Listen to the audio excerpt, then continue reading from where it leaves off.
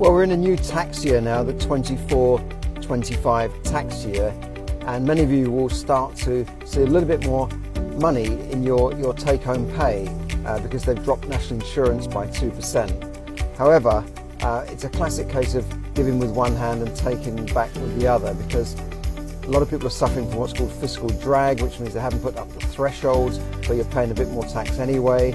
Some of you may be pushed into higher rates of tax. The 45p band of tax, more people are going to be dragged into that because they've reduced the thresholds from I think 150 to 125.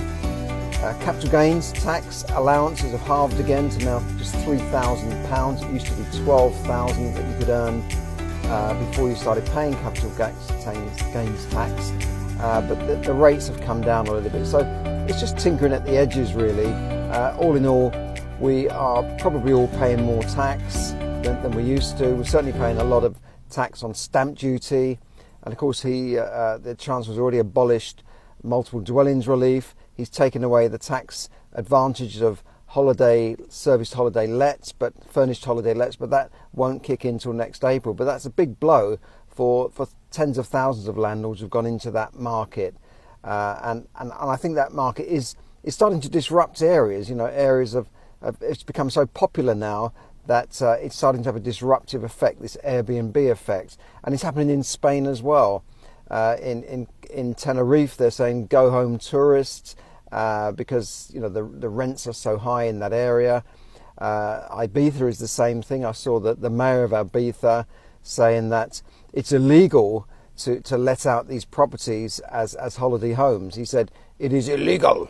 You're not allowed to let them out as holiday homes on a short basis. You've got to let them out properly on a long-term basis, which many people in Spain don't want to do because it's quite difficult to evict people over there. So there's a lot of disruption going on, and I guess as one thing takes off, like Airbnb has just taken off, it's starting to have a disruptive effect, and the authorities are sort of pushing back on it as well. Same thing's happening, I guess, in seaside towns in Cornwall and Devon, where locals have been pushed out because people have bought holiday homes and then they rent them out for 6-9 months of the year and then use them in the summer, and that's having a disruptive effect on the property market. So all in all, it's a give and take budget.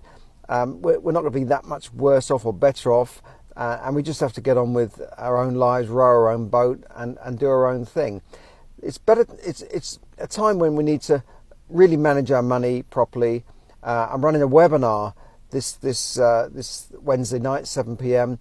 Well, I'll show you some great tips to manage your money, great tips to invest your money for the long term into real assets, and that's free. You can register on the link below, or in my bio.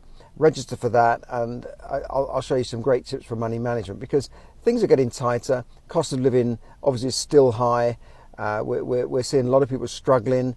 More and more people now are dissatisfied with their life. They're feeling that they maybe can't get on the property ladder, or that their incomes are not keeping pace with the rising cost of living. So it's never been a better time to learn how to manage your money. So join me on that webinar, and 3 steps to money management and financial freedom, and I'll see you there on Wednesday. Hopefully you can join me. Bye for now.